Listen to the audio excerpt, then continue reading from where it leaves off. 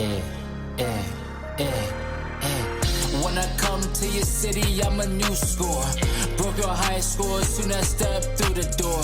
Tryna stack my paper up like a bookstore. Money kissing each other like a rock and roll tour. When I come to your city, I'm a new score. Broke your high score soon as I step through the door. Tryna stack my paper up like a bookstore. Money kissing each other like a rock and roll tour. Hey, Tyler. Hey, Piet. What's Hey, going Piet. on? Welcome to the New Score Podcast. My name is Pat. This is my co-host, TYG, Tyler Pratt. Tyler, how we be doing? Oh, we be doing. We be doing. I just stubbed the absolute shit out of my toe when I was going to sit down right here. I don't know if you heard it or not. I did not, but that's funny as fuck. Because that's the worst. Honestly, there might not be anything worse than a nice stub. I'm fighting the pain right now. Just kind of crinkling my toe down into the carpet right now for some relief. Mm-hmm. Oh, yeah. But, Tyler, this is episode 30 of the New Score Podcast. I want to thank everybody for listening. If you're on YouTube right now, don't forget to like and subscribe. Follow us on Apple Podcasts. Follow us on Spotify. Get at us on Instagram, Facebook, Twitter, and TikTok. Appreciate the support. We have a juicy episode. We have the NBA Finals, the NHL Stanley Cup Finals, and we have the MLB to talk about. So 3 major sports. We're going to be going through it today. Very excited to dive into it. We got some guests that are going to be hopping on with us shortly. Tyler, I want to start it out with the NBA. Your Dallas Mavericks have made it through the gauntlet that is the Western Conference, and they represent the West, and they're going to be taking on the Boston Celtics, the overwhelming favorites this whole time in the NBA Finals. How are you feeling about your Dallas Mavericks? Good. Because I expected this. I expected Dallas, Boston. And it's like, not to take away from Boston, not to take away from Indiana, but Boston had kind of a cakewalk, right? You get the Heat that are Jimmy Butlerless. Then you get the Cavs without Mitchell. And then you get the Pacers who kind of snuck through because the Knicks had half their roster banged up. So I don't think Boston's really been like tested yet. So I think it comes down to Porzingis though, right? Like he didn't play in that Indiana series. I don't think he played one game in that series, but so I think that speaks to their depth as well. Horford played out of his mind. They got some guys just playing out of their mind right now. But that's what you need, right? That's what you need in the playoffs. You need a couple White guys. has gone from here to here in the last 2 years as an NBA I wonder what his player. contract is. I got to look at that. If he's a free agent, he might be getting paid next year. So many role players on that team too. Like obviously Derek White's a fucking superstar. So I'm not even talking about him, but like Peyton Pritchard too off the bench. And then guys like Hauser. I mean, where do they find these guys? The fucking Gordon Hayward. And Al Horford's still doing what he's doing. Al Horford's been in the league forever. Al Horford was on that Florida team with Joakim Noah way back in the day. Al Horford's been doing it for a long time. And with Porzingis being out, him having to take on that load, I mean, like you said, they've been fortunate with the teams they've gone against who've run into some injuries. I mean, Cleveland kicked their ass in one of those games when they had Mitchell. So who knows how that series goes. If Mitchell's healthy the whole way, I still think the Celtics beat him.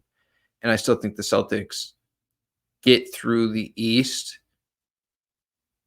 outside of if Philly was fully healthy. And we talked about that. If Philly was fully healthy, I would have loved to see that series. And I know Boston always kicks their ass in the playoffs. But I just feel like where Philly was at and the emergence of Maxey this season Mhm.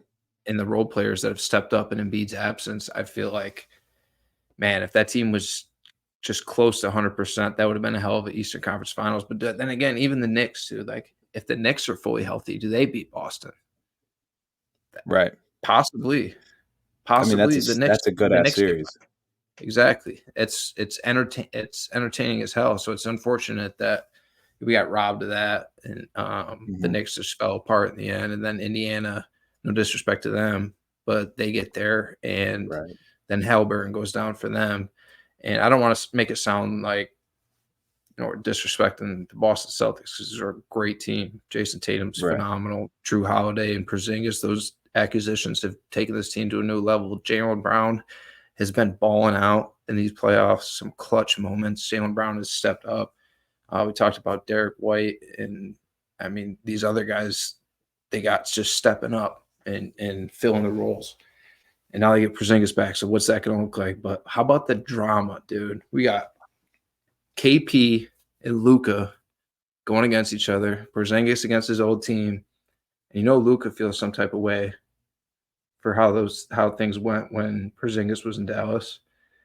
And then you got, Kyrie at Boston. We're talking about games 1 and 2 going to be played in Boston. Kyrie with that crowd. We've seen in the past how Boston's gone at him. And I mean, what happened with Kyrie in Boston, it is what it is, but there's no love lost between him and that city. And there's just so many things into this. And then outside of that, it's just two great basketball teams who are playing really good hoops right now.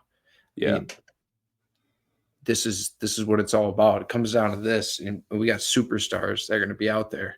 So, how confident are you? I'm confident. I like the matchup. I do. I think that it's going to be it's just going to be great. It's going to be a battle, right?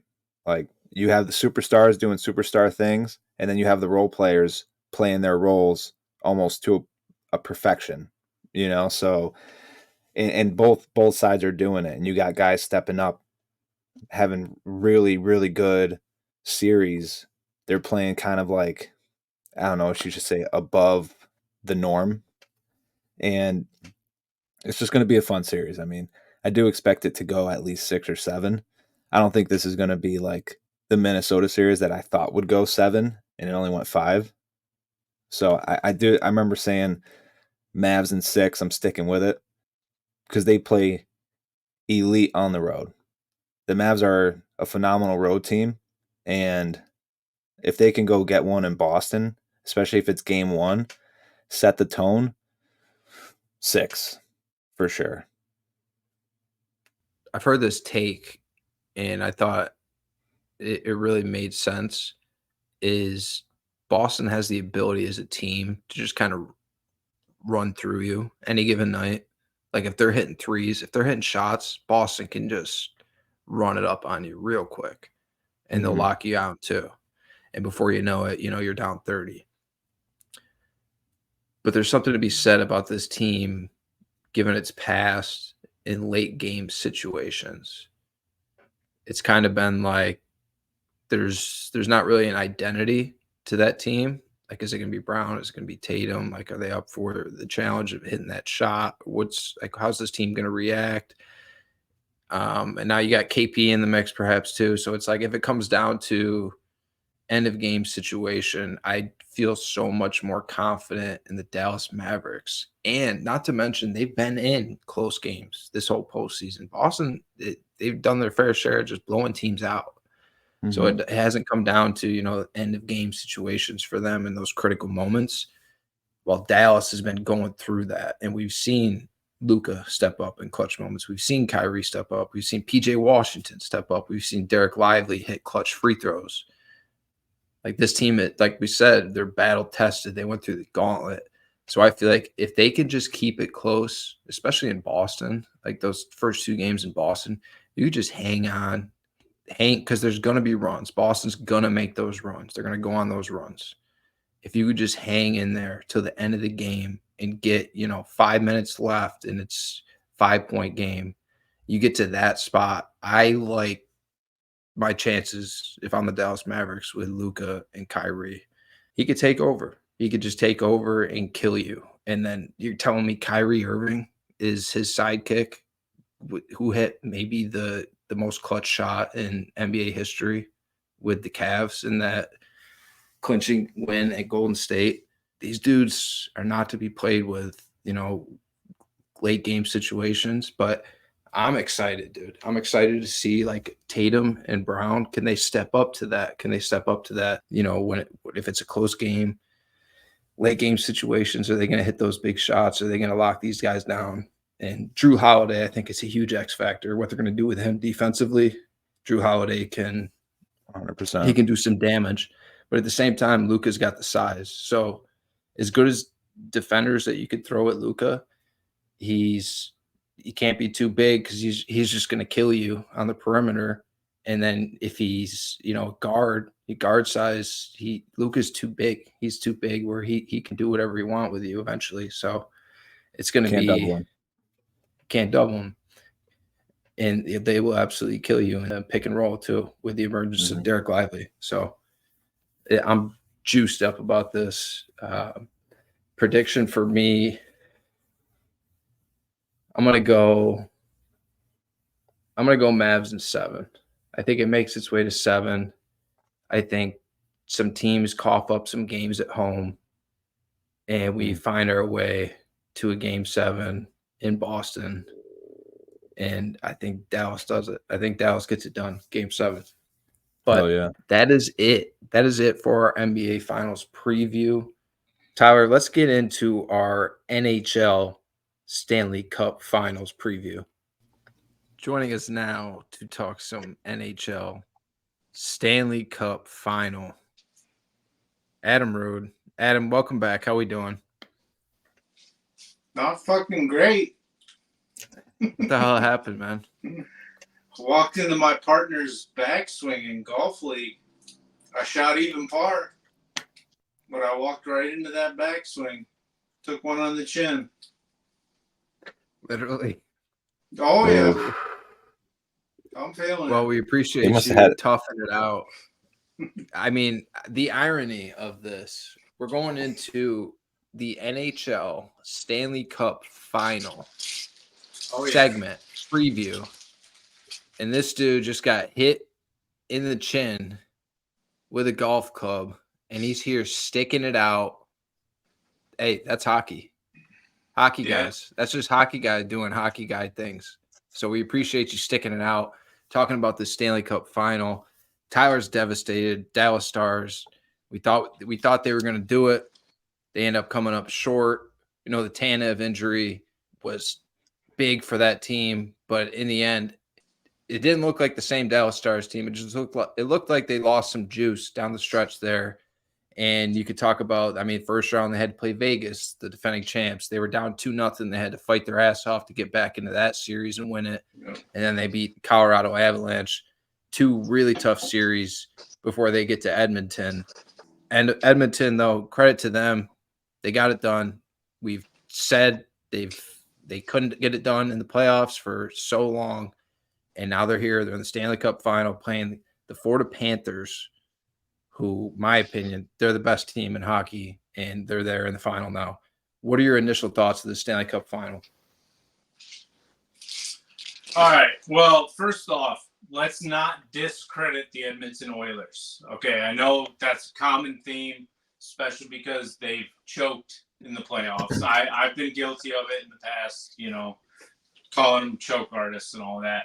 But let's look back at the past 2 Stanley Cup playoffs. They lost to the eventual Stanley Cup champions. So there's no discredit to the Edmonton Oilers. They've worked their asses off for this. They absolutely deserve this. Tyler, this is back-to-back seasons now. Your Dallas Stars come up short after getting to the Final Four. 2 years in a row, you get to the Western Conference Finals, and you can't get past that stage. How are you feeling? Yeah, no, I think the Mavs are saving me from absolute depression. to be up 2-1 and then go up 2-0 in game 4 early and then give up 5 straight goals, and then the next game, 3 straight, and it was just like they weren't, I don't know. It's like they weren't skating at the same level that Edmonton was, and can't really blame Ottinger. Like that one deke that Connor McDavid had in Game 6, that backhand goal was filthy, absolutely filthy. So I don't know. I don't feel like there was any one aspect that Dallas just kind of fell off the board with, but overall they just got outplayed the last 3 games. So it's tough to watch for sure. It was 100% goaltending. Ottinger went ice cold in the conference finals. I think Edmonton, the last game, they scored 2 goals on 8 shots. He's a volume goaltender. He needs to see shots to find a rhythm and make those saves. I think he came up short because he just wasn't seeing the volume, and the shots that got through just happened to find a way in. Yeah. And it's ironic because what we talked about before the series started was, hey man, we all liked the Stars a lot, and we said, look at the goalie matchup. Ottinger he's right up there with Igor. You know what he's been doing in the playoffs. He's been going off, and Stuart Skinner on the other side, guy who's been inconsistent for Edmonton. Like what a series that dude had, especially in that closeout game. Like we would have never expected that for Skinner to outplay Ottinger in that series, but that's what happened. Moving on though to the Eastern Conference, what are your thoughts? That Florida Panthers New York Rangers series just absolutely phenomenal. I believe there were 3 overtime games that happened. What are your thoughts on that? Let's go. Screw the Rangers. I had to pick them because every time I pick against them, they win. Screw the Rangers. This is the best scenario in the entire world. They deserve to lose. And I am so happy that Florida beat them. They deserved it. The Rangers didn't. They played like absolute dog shit, with the exception of Igor Shesterkin. I have to give that guy credit. He was playing for his life, just like Henrik Lundqvist did his whole career in New York. This is amazing. Normally, I would say try to hide your biasness, but I totally agree. Like that series, it was all Shesterkin, and you're just waiting for somebody to step up. I don't believe Panarin got his first point until the last game of that series, and it's like, where are these guys? The first line just did not show up. Did not show up for those guys, and that's what it came down to. And it could have been a lot worse than what it was if it wasn't for Shesterkin standing on his head like he did. I do want to talk more about this, but something I forgot to mention from that Edmonton-Dallas series. Can we talk about the power play? It comes down to the power play for Edmonton and the Rangers. And Edmonton killed it on the power play. They destroyed Dallas on the power play. Nobody, honestly, though, could have convinced me that Edmonton would have killed the penalties like they did in this series. That was absolutely amazing. I know a lot of Oilers fans, they like to talk crap about Darnell Nurse. He's got a big fat contract. He's not worth what he's doing. But apparently something is being done right in Edmonton, because killing penalties like that is huge. And that is what got them to the next level, especially with Ottinger in goal. Can Edmonton, we talk about like Darnell Nurse, this dude's going to have to step up in this series. Can Edmonton match the physicality? Can Edmonton match the physicality of the Florida Panthers in a 7-game series? No chance. Absolutely zero chance they can match the physicality. It's going to be my best weapon versus your best weapon. It's going to be Edmonton's offense versus Florida's balance. There's no, you can't compare Florida's physicality to Edmonton's physicality, because it's just far and few between. Tyler, what are your thoughts on this preview? Fuck them. Fuck the Oilers. But I will say, I talked to Rudy earlier. McDavid doesn't have one yet. He doesn't have a Stanley Cup yet. I think he's a phenomenal player, so I would like to see him get one. But yeah, overall, fuck him. Go Florida. I think, to your guys' point, Florida's just kind of different. They're just built different. Hockey is popular in Florida. Like, that's just crazy. Think about that. Yeah. Like Sunrise, Florida, going against Edmonton, Canada. They're going to be flying back and forth from Edmonton to, Fort Lauderdale. It's nuts. This is the farthest distance between Stanley Cup opponents in NHL history. Oh yeah, it's unbelievable. Just thinking drove about by that. Like, as a kid, I drove by that stadium all the time when I lived in Florida. Really? Yeah, I used to ask because I didn't know what it was. He'd be like, "Hey, Mom, what's that?" I don't know. They play hockey there, Tyler. Fucking 20 yeah. years ago, nobody knew what that was. What has to happen for the Edmonton Oilers to win this series? Just keep doing what you're doing. That is literally it. Like, everything is just converging right now. If they keep playing the same game they played against Dallas, who we thought was the wagon, the team to beat out of everybody, if they keep playing the same game, they're going to win. Look at it. I mean, they're scoring on the power play excessively. They're killing off penalties like it's nobody's business. And they're playing smart in their own end. And then to top it all up, they're getting goaltending abilities from a goalie that everybody wrote off. But this guy, out of every team that was left in the conference finals, was the worst goalie. And somehow he willed his team to the finals. And don't be sitting there thanking McDavid or Draisaitl, because towards the end of those games, when it came down to it, he was making crucial saves. If they keep playing the way they're playing, they're unbeatable. It is what it is. Special teams. I mean, what they're doing on the kill and what they're doing on the power play right now, that's been the difference. And that has taken them over the top and put them in the Stanley Cup Final. It's gonna be fun as hell. What are some matchups you're looking out for in this series? Oof, that's tough. Well, the big thing is, who is Florida gonna throw up against McDavid? Who's it gonna be? Are they gonna throw Tkachuk up against him, or are they gonna save Tkachuk and throw some of their more defensive-minded forwards up against him? That's a huge consideration. We have no idea what the matchups are going to be, because line combinations are going to play a huge factor in this series. The best goalie in this series is Sergei Bobrovsky, 100%. They call him Playoff Bob for a reason. He's cool. He's got that edge. It's going to come down to Edmonton's offensive firepower. It's just like, can Skinner continue doing what he's doing? Can Edmonton continue to be that efficient on the power play? Because if you're that efficient on the power play, you have the edge. You just do. If you can shut a team out on their power plays and then you score at an efficient rate on your power plays, you have the edge.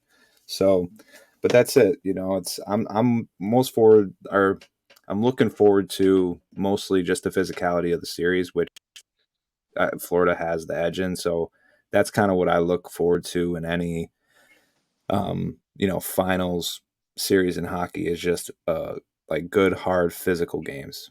I just want to see everybody going 150%, which is, I think, what we'll get. So I'm excited to watch for sure. All right, boys, let's go around the room here. Give me your prediction. Tyler, go ahead. Ooh, I'm going to say Florida in 6.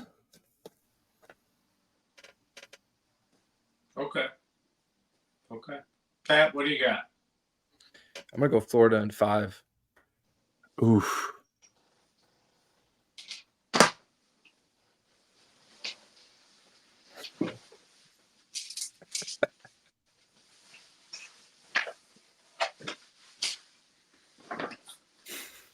It's like the Lee Corso. You're going Florida too?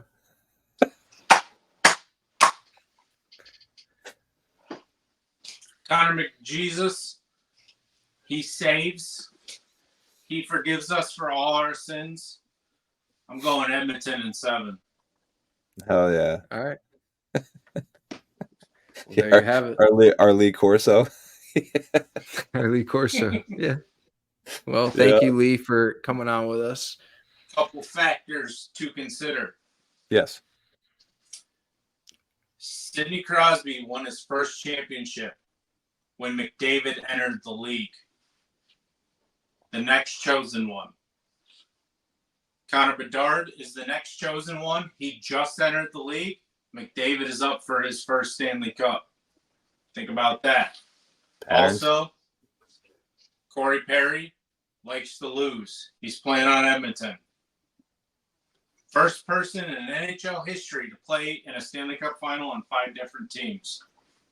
He's only won 1. Think about it if you're superstitious. Well, just Bad ratio. from an odds perspective, yeah, it's not really. He's 1 for 4. He's 25%. It's hard to bet on. I love the long shots. Hence why I got the Edmonton jersey on. I took a lot of thought into this whole pick today. I thought about it while I was sitting in the chair getting my hair cut. I picked Edmonton. A lot of my thinking happens when I'm on the toilet. You know what I mean? I have to agree with that. Go Florida. Well, Fuck the Rangers.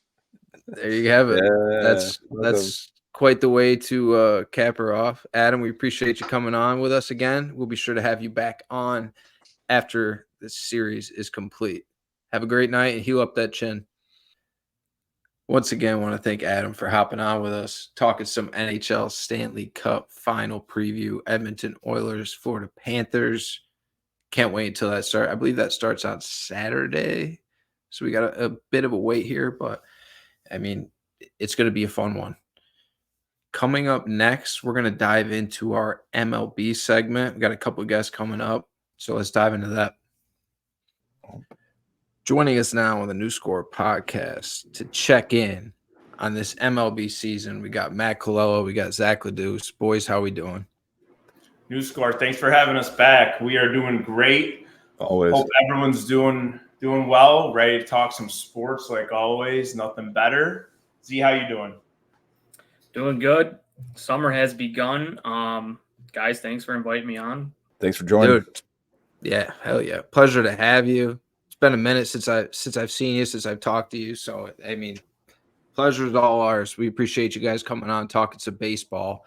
Tyler and I, we've kind of been all over the place with NBA, NHL, just staying up late with all these games. I'm just kind of like in a brain fog right now.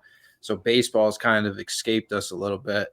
But I know you guys have been engaged, so it's going to be great to hear your perspective, your side of things, some things that you're seeing throughout this first half of the season. Just about, we're almost at All-Star break now.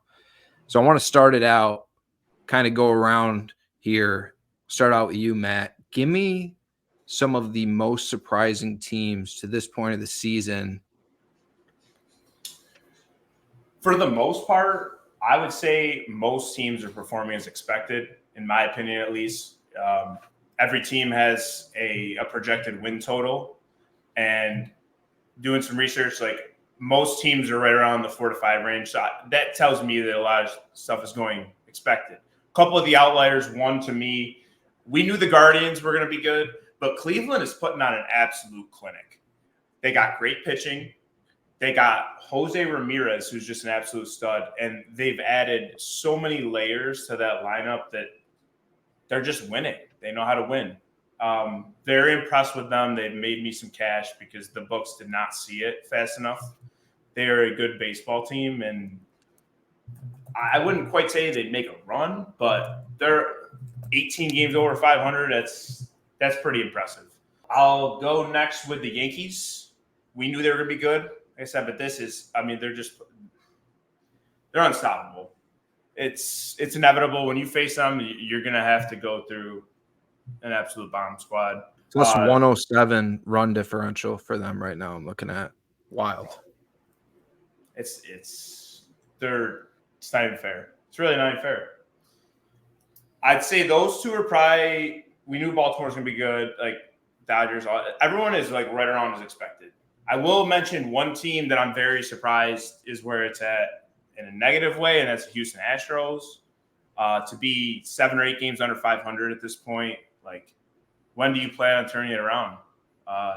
They started off slow. I'm like, all right, yeah, they'll be there. They'll get it going. Haven't really, quite gotten it going yet. Like, still streaky, just not playing clean baseball. They've definitely surprised me. There's value on them on the board right now. They're going to be undervalued in the market, but don't trust them much. I'll say that. They definitely surprised me. Z, what are some surprises for you so far this MLB season? Chubbs mentioned Houston. They are hitting. Their pitching has been very bad.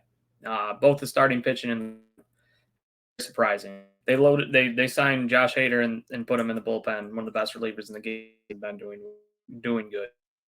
So obviously they're one of the big surprises. But I would say the whole AL Central, the Royals, Minnesota, even, Detroit's at 500. I think it's nice to see a team that invests in its players. It's Bobby Witt long term in the offseason. I just like to see teams that invest in their players have success. I totally agree with. I'm glad you brought up the Kansas City Royals because they've really shocked some people so far this season. They paid Bobby Witt. They gave Bobby Witt that contract, and it's showing to pay off. He seems like he's a young superstar in the making here. And I was looking, Seth Lugo, like, this dude's a front runner for the Cy Young right now. Like, what is Seth Lugo? You see his numbers? Out of nowhere. Yes, that's what I saw. I was looking at his numbers, and I was like, Seth Lugo. This dude's been thrown away by how many teams in the league at this point? Right. And Waka's having a good year. Yes. He's just Waka. He's been kind of like a journeyman. Yeah, same thing. Mm-hmm. Same situation where a guy has he just can't find a home, and he's really come on for this team. I thought the Twins would be a lot better. I guess they're still 7 games above 500, but I thought that this would be their division, and it's like Matt said, it's been Cleveland. Like, Cleveland looks incredible to this point. Jose Ramirez is a beast. Arizona, I think, is a little disappointing right now. Right now they're in 4th place in the NL West, 4 games below 500 after coming off World Series appearance. I didn't expect this team to be, leading the division by any means with the Dodgers, but I still expected them to be better. And I thought Jordan Montgomery would be better for that team as well. Tyler, go ahead.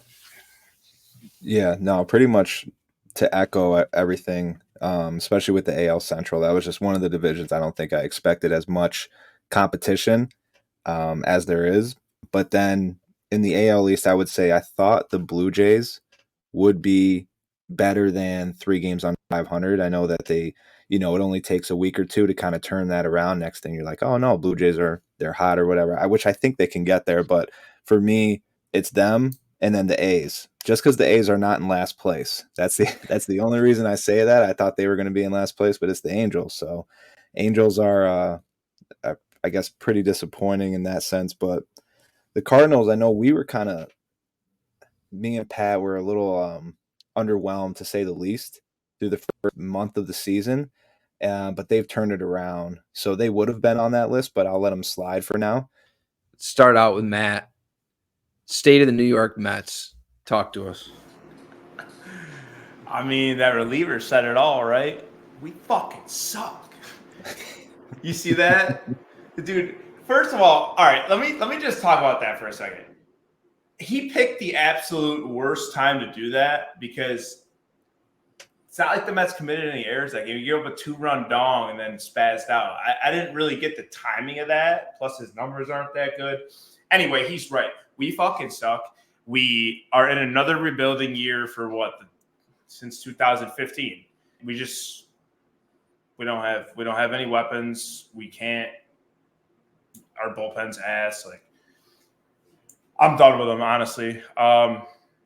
They are honestly like, I have a hockey team and all that, but they are like my diehard team, and I just can't even get into it anymore because I just think I'm done with them.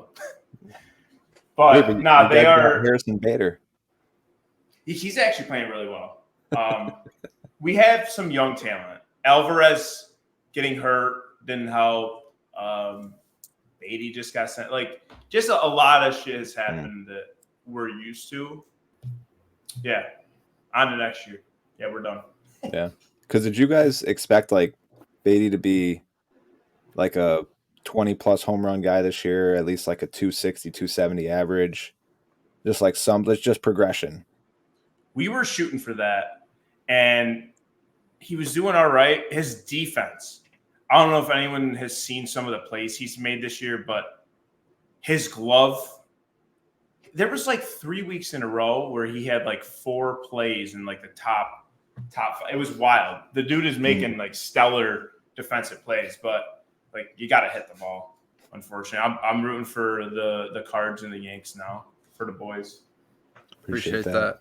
I want to dive into trade talk a little bit. I just want to ask you while we're on the topic, do you expect this team to just completely unload? We're talking like Alonso, Lindor, Edwin Diaz. Like, are all these guys gone, you think? The ones you just mentioned, potentially. I think if they're smart, they'll keep Alvarez. They'll keep Beatty. I guess I hope they keep the younger guys. But I'd expect them to maybe clear house here at some point. I will say they have a different like general manager now or whatever, and he's a lot more aggressive than the previous. So he might not count them out as soon. Like, he might wait till it's like statistically impossible for them to make the postseason. But yeah, they could definitely start clearing house relatively soon with it. 10 games under 500 and Phillies run away with the division. Like, yeah, it's pretty evident we're not going anywhere. So I would definitely expect them to get rid of the big guys. Yeah. Well, Matt, sorry that you have to go through this again. I know how dedicated and passionate of a fan that you've been for years. So on a more positive note, the other side of New York, Zach, your New York Yankees are on an absolute tear right now. The acquisition of Juan Soto has paid off in huge dividends. Talk to me about this team.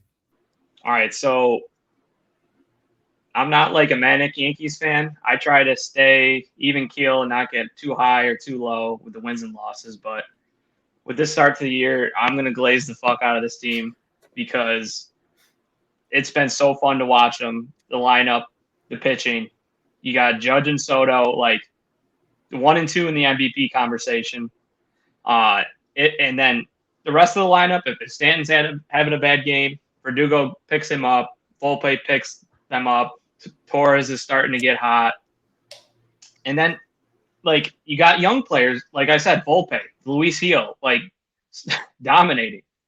It's just great to watch. And in my adult life, it's like the best Yankees team and the most high I've been on a Yankees team. Which I would say since like I graduated college, I really started following the Yankees in baseball like day to day, like, you know, all the time, locked in. And this is like, it's great. It's the best team that I've seen. And then it's kind of like trading for someone, but they're getting Garrett Cole back in about a month. So it's like trading for a Cy Young winner, which forgot about that. It's going to be, you know, it sucked that he got injured, but the pitching staff has held their own, and getting him back is just going to obviously help immensely. It's going to be a decision in itself just to figure out who to take out of that rotation when Cole comes back. Because I was looking at the numbers of that rotation, and they got a real decision to make on who they're going to take out once Garrett Cole comes back. It's just scary that they've done what they've done to this point without him, because he's a dominant ace. So, Tyler, anything you want to throw in about the St. Louis Cardinals, what you expect going down the stretch of this season, Should we be optimistic or not? That's such a tough question because I feel like we've gotten – it almost feels like the most so far out of guys like Lance Lynn, Kyle Gibson. Right now, our fifth starter is Andre Palante, who's basically a journeyman bullpen guy so far in his kind of like youngish career.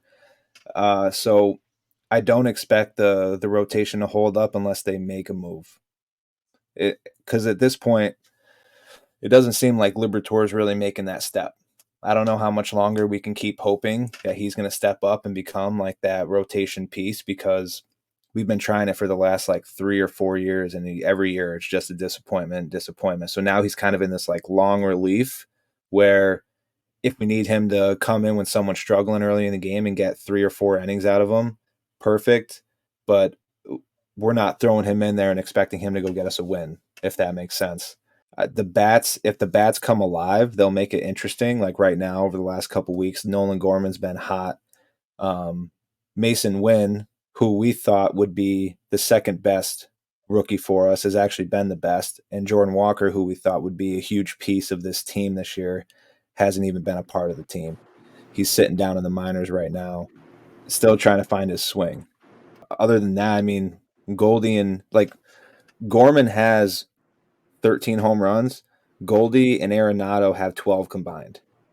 So the guys that we expect to perform need to perform, and then we just need to keep getting the maximum out of the guys like Gibson, Lance Lynn, and then go find a starter. I don't think we're going to be sellers at the deadline. I think we're going to – someone mentioned Sonny Gray being available, but I don't know. Unless the Cardinals decide to – Hell no. Yeah, unless they decide like to pick up a ton of money on that back end, even if the deal made sense. I don't know if another team's going to want, because his contract's so backloaded, and he's 35, but he's been dealing. There's no way we get rid of him first year we have him. So good. So good. But the bullpen to this point has been great. Rotation, we're getting more out of it than we expected to.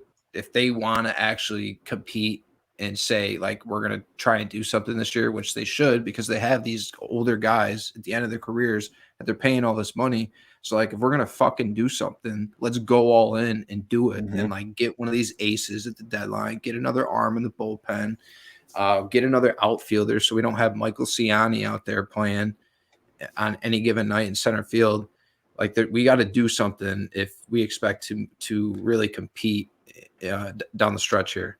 I don't want to go on too much more about us, but Wilson Contreras going down, and we don't know when he's gonna be coming back. That's a huge loss for us. But Herrera has really stepped up, and we didn't know who the hell our backup catcher was going to be going into the season, and they stuck Herrera in there, who's been up down these last couple of years. I think he's 24, and he's really shown something this season. So it's been good to see him. But we need Jordan Walker back up, producing, being a part of this team. And then hopefully Contreras comes back and we can make a run. Tommy. Get another arm. Edmund coming back as well. We haven't even seen Tommy Edmund yet. I have brought up the trade deadline briefly. I kind of want to just dive into it. Who are some guys, who are some teams that could be really unloading some players at the deadline coming up here? Matt, go ahead. I'd say like just a couple of the bad teams just shipping house. Like the Blue Jays, it's going to be tough for them to make the playoffs. I know they're stacked, but I could see them getting rid of, like, selling high on like Gosman, having a pretty good year. Marlins looking like another just like the Marlins. Honestly, the Marlins have had they traded their best player. Yeah, they've had young talent for years. They traded Stanton years back. Like, what you build these young athletes and then you ship them off, sell them high. But like, why don't you just keep them and let them evolve in your franchise? I think the Marlins will probably end up doing that again. They know they're not going to make the playoffs. I could see them shipping out some potential long-term players. Rockies, maybe see Chris Bryant leaving. A bunch of the shit teams just trying to get as much out of those players as they can and clear house. That's what I look for. See, what are your thoughts? he mentioned it. I think maybe it'll be a surprise team. Tyler said he was surprised they're not doing as well as Toronto. And I'm going to kind of like look at a big picture. Vladimir Guerrero Jr. and Bo Bichette came up in 2019. Those two instantly became the face of the franchise. They were supposed to lead them to the promised land, and they haven't. They made the playoffs three times in those 5 years. 0 playoff wins, 0 division titles. They snuck in wild cards. And like they're supposed to lead this lineup. If besides that year that Vladdy finished second in the MVP voting, if you look at his numbers, he's kind of overrated, man. I'm gonna say bad. it. Yeah, he's bad. Yeah. And last year they had like top 5 pitching staff. Any numbers you look at, so like it's not like the pitching staff's failing them. You might want to it'd be tough to do. They're the faces of the franchise, but like you move on from them. They have players on 1-year deals like Justin Turner, Kiermaier, Yusuke Kikuchi. He's a lefty pitcher. Someone will want him. Yeah, they'll unload them. If they're in 5th, there's 14 good teams. Well, I know the Rays are struggling, but it's like they got to climb all these teams, and it's like, do you want to reevaluate your short-term goals and move on from those guys? They'll always be at in their division. It's always going to have that extra layer of just grit that you need. I don't think they'll ever get rid of Vlad though. Well, he's performed well enough to the point where he's going to be the face of their franchise. It's not like he's completely slumping. Like he's at least doing enough, and it's contagious too, right? Like if he's on a winning team, he's going to perform better.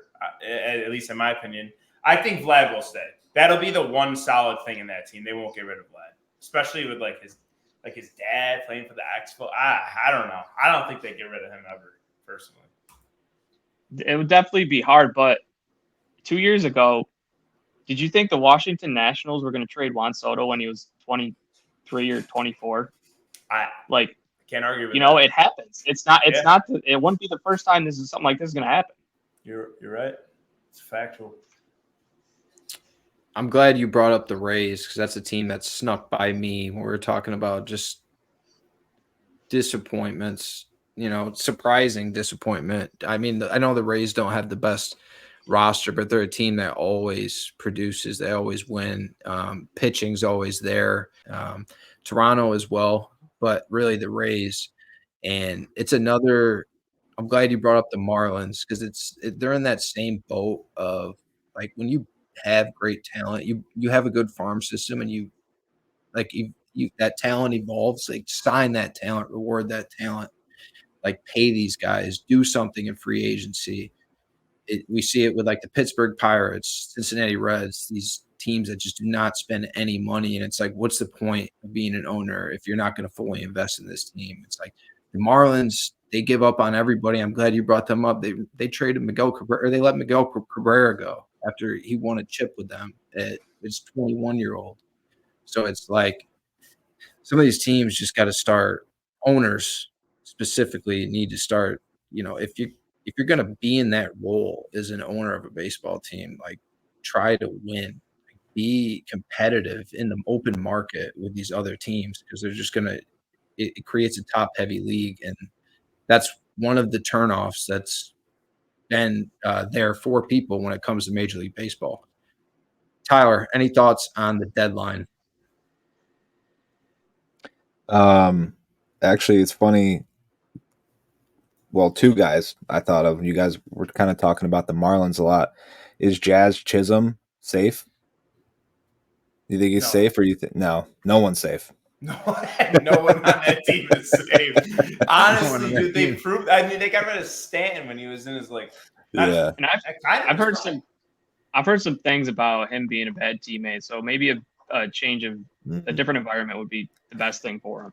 Right, and I looked at his stats too. Like he's like a career 240, 250 hitter. I don't think he's even hit more than 20 home runs in the season, right? Like right, yeah, he's not. He has some pop, but he's not for pop. So That Yeah. average and OPS has to be out. But he somehow got the cover. He's very overrated. Like, I don't get how he got to cover the MLB The Show. Yeah, it is wild. That's to a think about joke.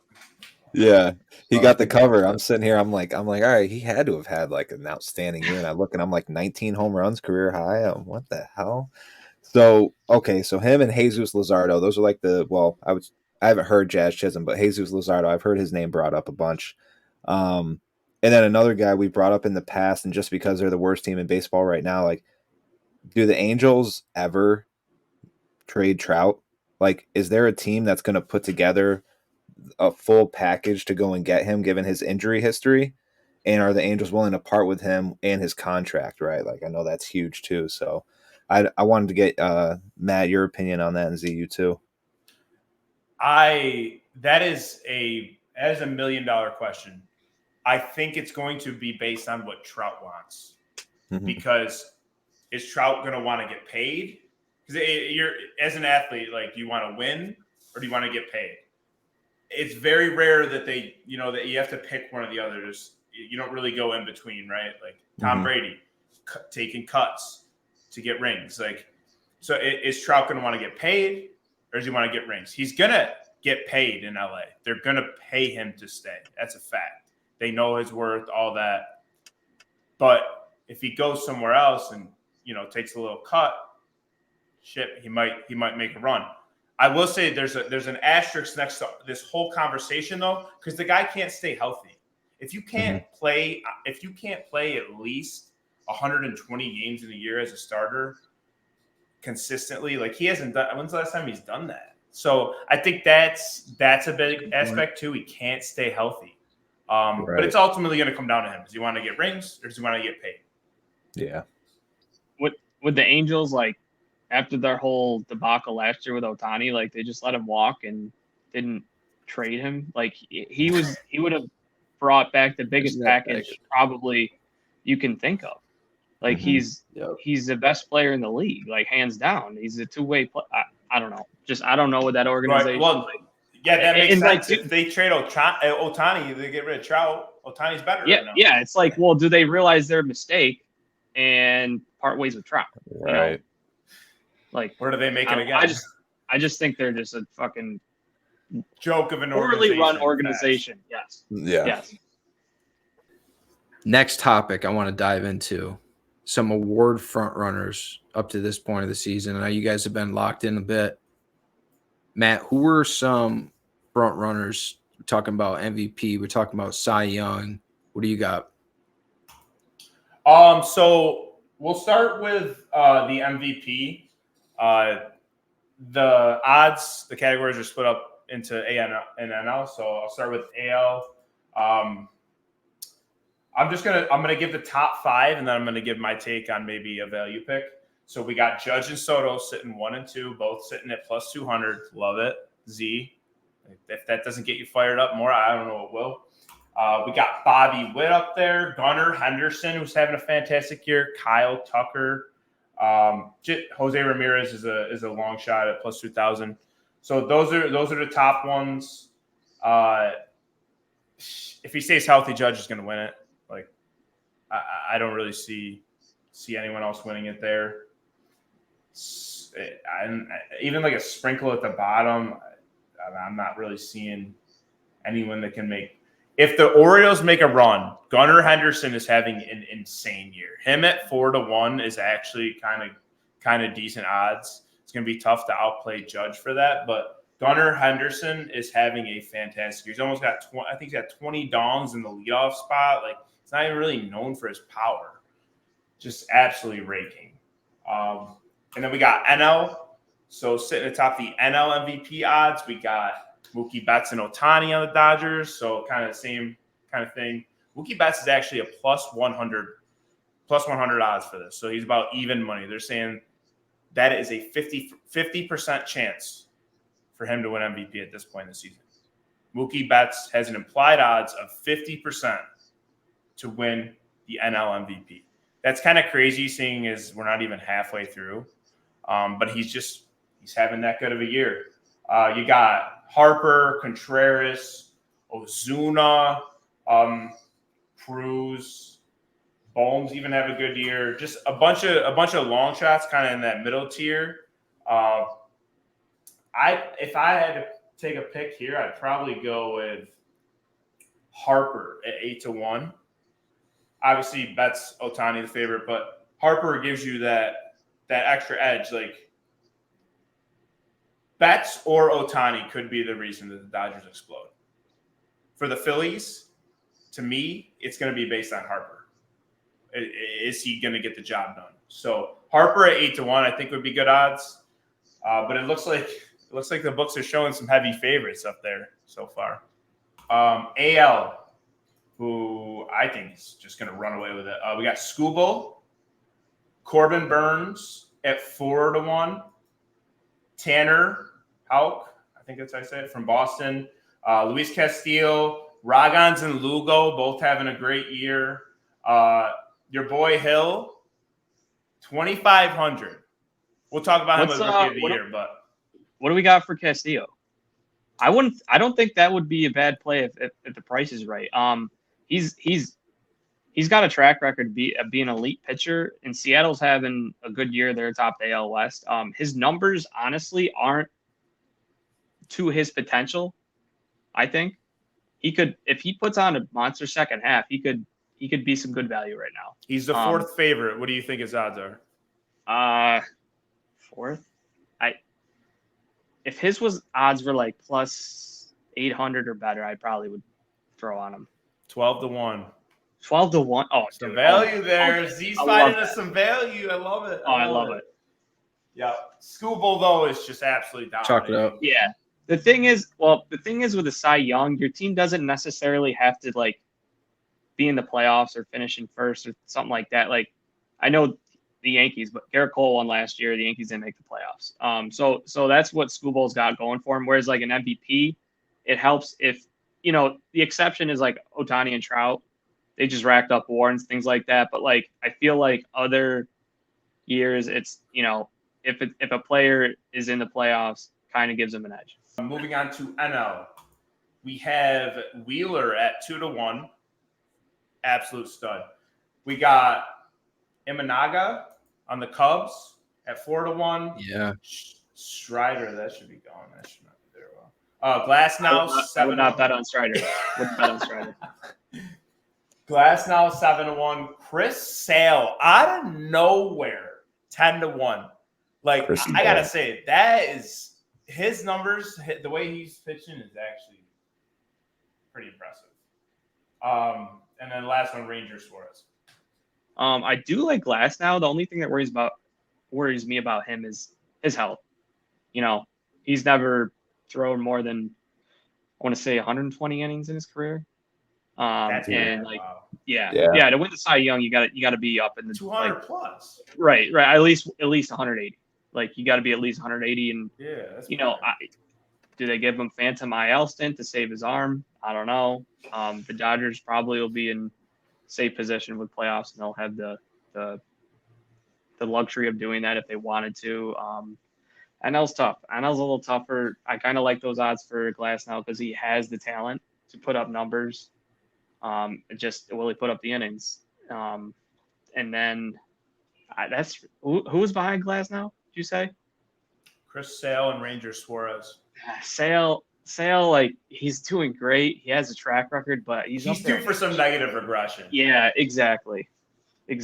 He's pitching lights out, though. I gotta say, I'm pretty impressed because, like, most people probably thought, this dude's washed, like, because this dude was getting shelled. Like, he's washed, and then he goes to the Braves, and Chubbs, didn't you predict that? You're like, oh, he's gonna be lights out now that he's on Atlanta. Did you say that? Whenever someone goes to Philly and Atlanta, they perform. Wheeler's another one. Wheeler was a Met. Dude, everyone just leaves and goes and outperforms at our rivals. The NL East is just full of, Is that ballpark related? Is there like any advantage in those ballparks for pitchers? Philly's usually a hitter's park, so I would say definitely not in Philly. Atlanta, not off the top of my head. Their new stadium's average, but that, Tyler, you bring up a good point. That I would like to see the numbers on that because on every Sunday night baseball game, they do that stat where whenever like a fly ball or a home run's hit, they're like, oh, that was a home run in 19 out of 30 parks. I always thought that was a really cool stat. Like like they look at the exit velocity, the angle, and like they just know it. That's sick. Colorado Rockies pitchers, you know what they have to deal with. I know, right? Those over-unders are 10.5, you know, any given night in Colorado. With good reason. Yeah. Tell me, what are the betting trends in Major League Baseball? Some pointers, you know, for the audience. All right, so the way I approach a slate of games is kind of unique. I go based on my stat model, but then there's a bunch of parameters that I look at that just they aren't talked about enough. And I'll give you a couple examples. I don't bet an over if the wind is blowing in. If the wind is blowing in 7 miles an hour or more, it's a pass for me. The wind is the first thing I check. If I like an over and I'm looking to fade pitchers, I immediately go to the weather report. Is that ball going to carry? Is it going to get knocked down? Yeah. So overs to me are backed by the wind, and the rain doesn't really affect me because, yeah, it's harder to hit in the rain, but it's also harder to pitch and make plays. So rain is really a relation to the over. But weather is a huge factor. Situational angles is another one, like looking at a team and saying, hey, like, one, are they rivals?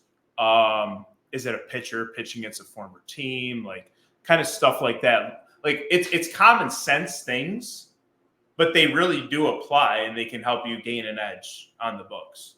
They're most likely already ahead of it and have adjusted that line, but just looking at situational angles and being able to identify them beforehand can help you profit. I look to consistently back elite pitchers like Skubal. Skubal at this point, for I don't know how long, he has just been an automatic play. And Detroit's bullpen scares me a little bit, so it'll bring up my next point. You could take a money line for a game, right, and they win the game.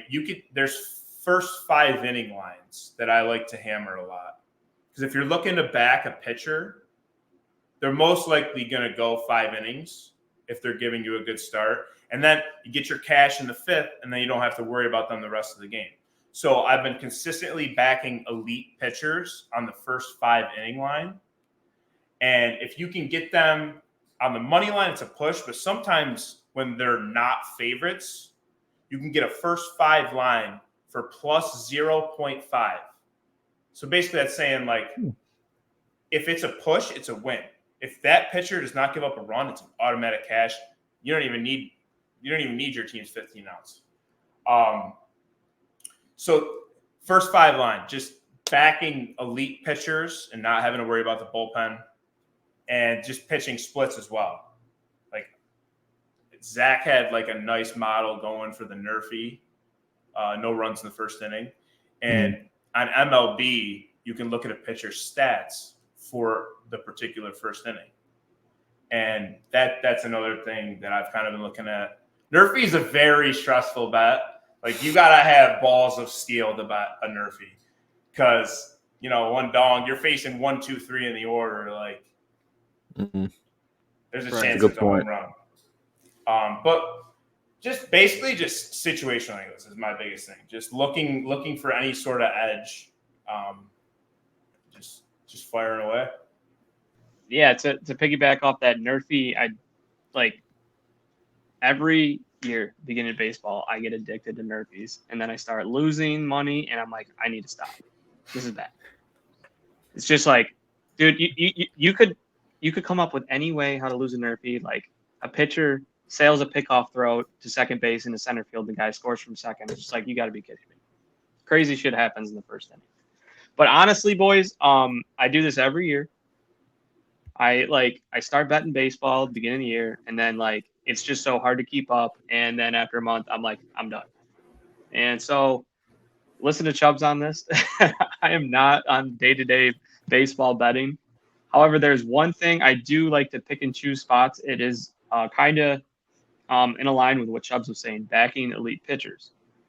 A lot of the times when there's an elite pitcher on the mound, the teams, say Zach Wheeler, heavy favorite, minus 250, even maybe minus 300 the Phillies are to win, depending on who they're playing.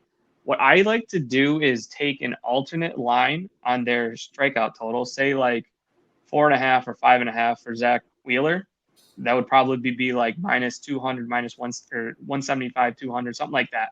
Single game parlay it with the Phillies money line. It bumps it down to closer to even money, like at least minus 150 or better. And I'm more comfortable laying that than, Phillies minus 300 or something like that. Before we move on, I do just have to add one more thing in that I really wanted to get out. To back players, right? There's a bunch of different props you can do: home runs, hits, all that. I'm about to change your life. If you want about an even money line for a player and you don't want to pay the juice for a hit, over 1.5 bases for most players is going to be plus money on any given night. Over 1.5 bases. Unfortunately, a walk does not count, which I think they need to re-identify. Yeah, that's why. It's ridiculous. They got on base. It's like, if it counts towards on base percentage, it should be a base. But over 1.5 bases is usually plus money. And yeah, they can get that with 2 hits, but a double or greater and you're cashing in the first inning. Like the bases is a hack. If you have a player you're looking to back on a given night, total bases is the move. Yeah. I mean, especially if you know a guy's hot, right? Like right now, just because obviously I follow the Cardinals, I would do that with Gorman every night right now. The dude's I think he's had 2 multi-home run games in the last He had week. 8 bases the other night. Yeah. Yeah. Right. So, yeah, no, that's actually a good point. I like that. No, for sure. I'm glad you threw that in because that is certainly a hack. Moving on, who are some young players? We brought up, Matt, you brought up Gunnar Henderson, how he's up there, one of the MVP front runners right now. Just amazing to see what he's doing at his age. Who are some other guys who've really stepped up? A couple stick out to me. Spencer Steer is one. He's a beast. I'm not sure exactly how old he is, if he qualifies, but he is an absolute tank. If I may, for this question, I was going to say Gunnar Henderson. Like, the year he's having is like MVP worthy. If it wasn't for Soto and Judge, he would be the front runner. The Orioles are in the playoffs, and he won Rookie of the Year.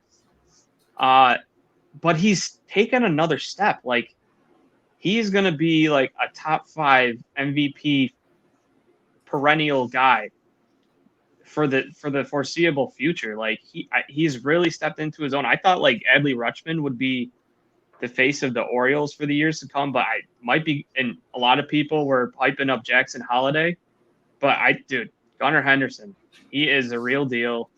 Like, the power's there. He's playing shortstop at a great level. Like, he's just taken another step.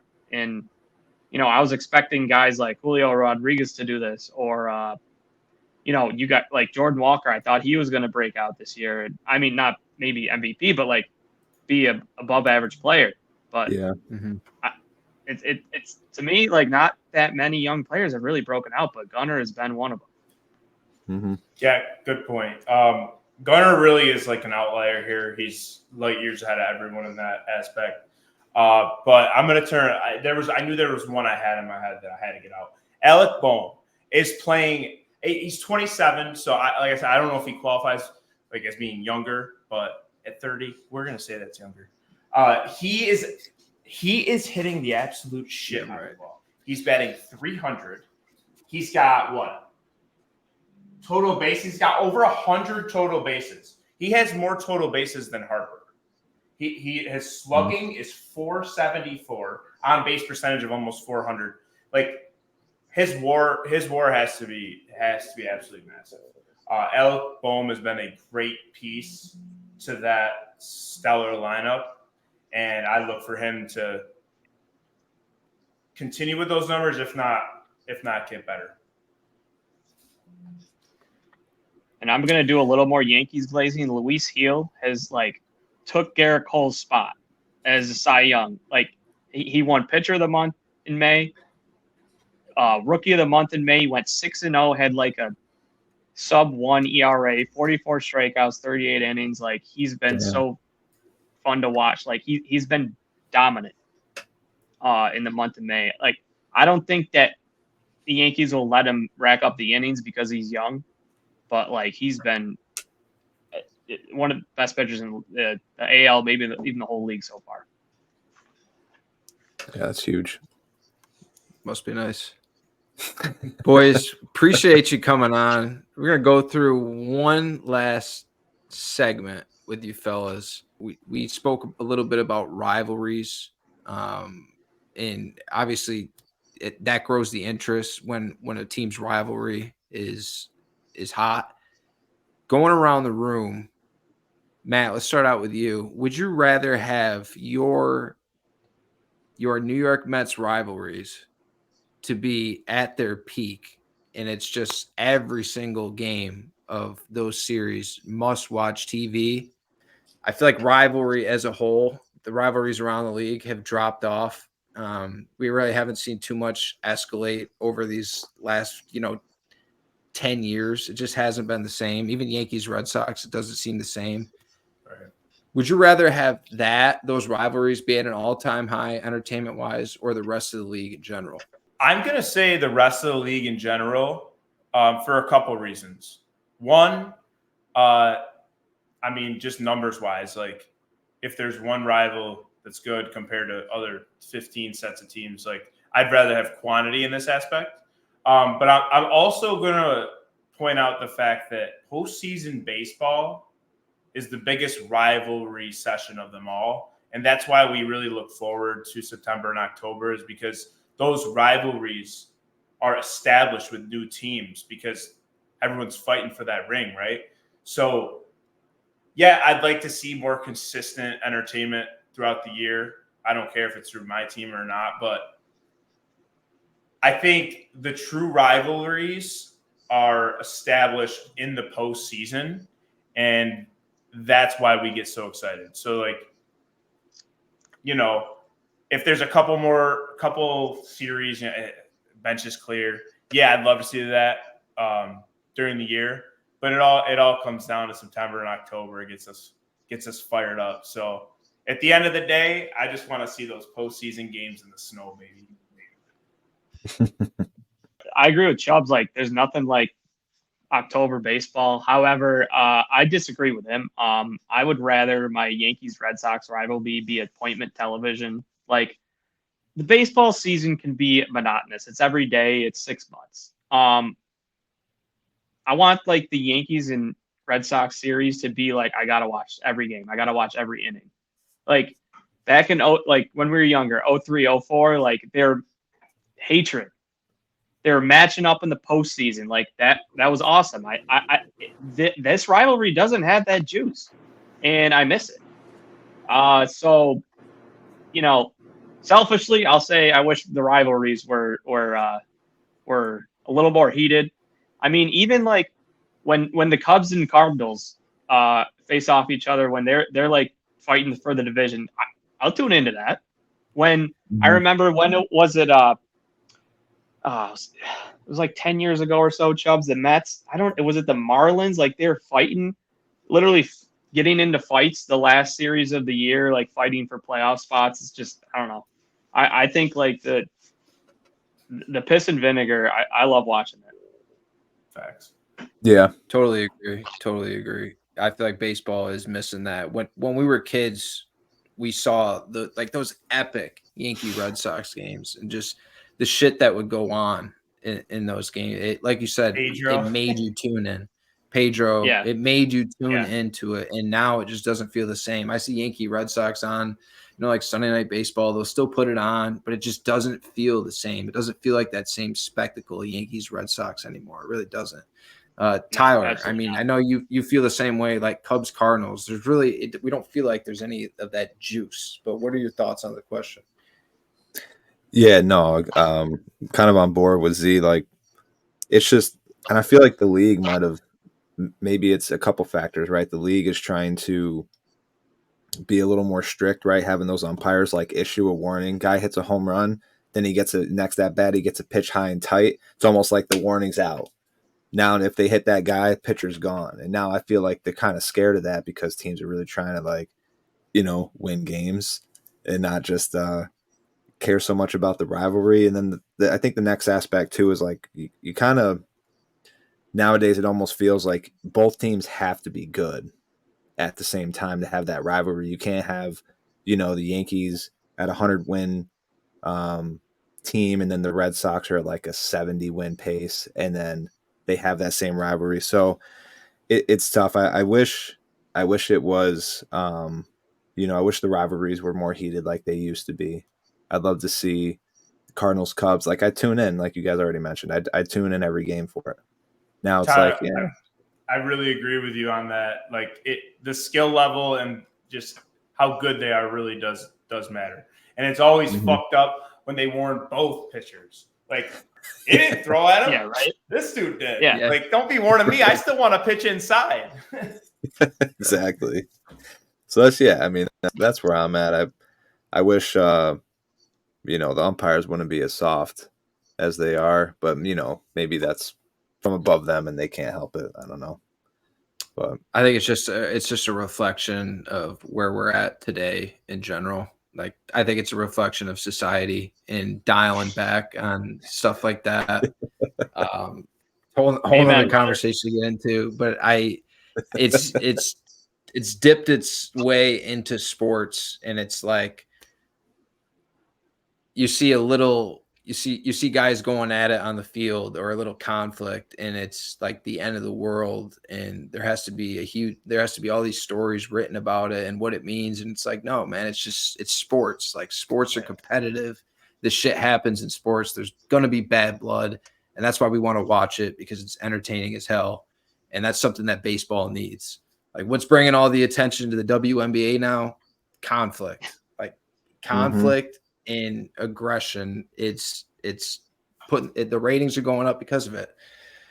But that is it, gentlemen. We appreciate you coming on, catching up on this MLB season with you.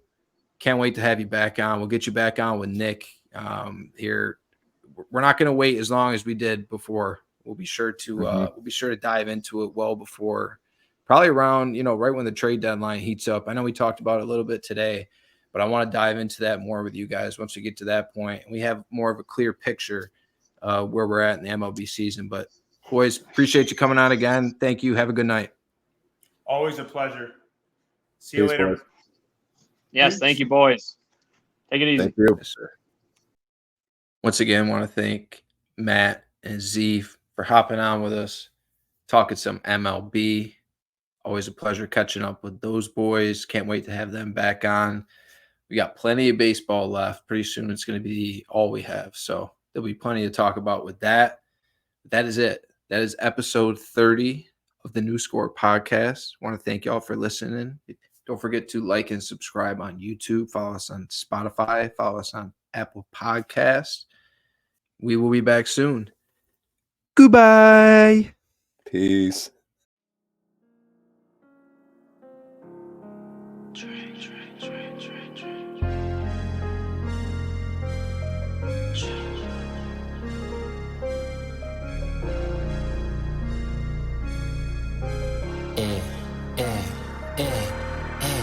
When I come to your city, I'm a new score. Broke your high score soon as I step through the door. Tryna stack my paper up like a bookstore. Money kissing each other like a rock and roll tour. When I come to your city, I'm a new score. Broke your high score soon as I step through the door. Tryna stack my paper up like a bookstore.